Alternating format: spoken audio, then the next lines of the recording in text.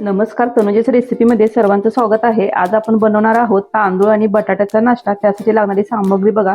तांदूळ, बटाटा, जिरे, बेडगी मिरची बारीक करून घेतलेली आहे, कोथिंबीर, हिरवी मिरची, मीठ, पांढरे तीळ, काळे तीळ, लसूण 4 पाकळ्या घेतलेला कट करून घेतलेला आहे आणि थोडेसे आले।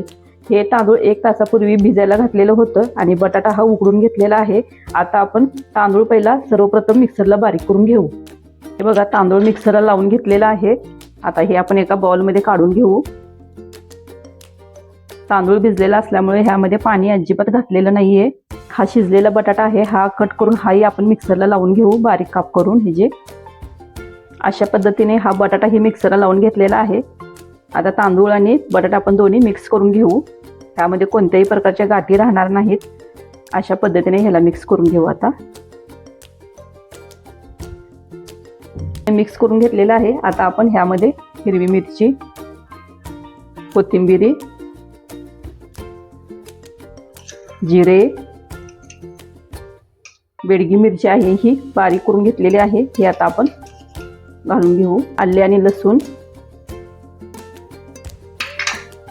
काळे आणि पांढरे तीळ आणि चवीनुसार मीठ। आता हे सर्व आपण मिक्स करून घेऊ। हे मिश्रण तयार झालेलं आहे। आता आपण तेलामध्ये तळून घेऊ। तेल गरम झालेलं आहे। आता आपण हे बारीक बारीक बॉल करून तळून घेऊ।